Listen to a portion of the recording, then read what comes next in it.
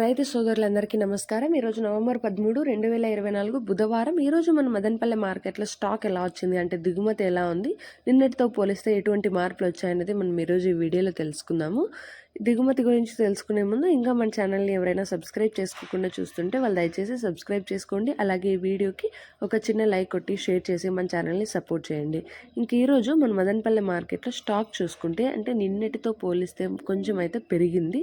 అంటే నిన్న కొంచెం తగ్గింది దిగుమతులు. అన్ని మండీల్లో చూస్తుంటే దిగుమతులు అయితే తగ్గాయి. కానీ ఈరోజు అన్ని మండీల్లోకి మళ్ళీ దిగుమతులు అయితే యథావిధంగా వచ్చేసాయి. రోజువారీగానే దిగుమతులు అయితే పెరిగాయి ఈరోజు మన మదనపల్లె మార్కెట్లో.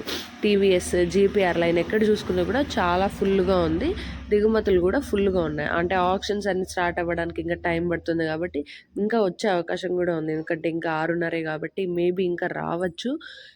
చూద్దాము ఇవి ధరల మీద ఎలాంటి ఇంపాక్ట్ చూపిస్తుంది అనేసి. నిన్నైతే 750 పోయింది సూపర్ టాప్. ఈరోజు ఎంత పోతుందో చూద్దాం.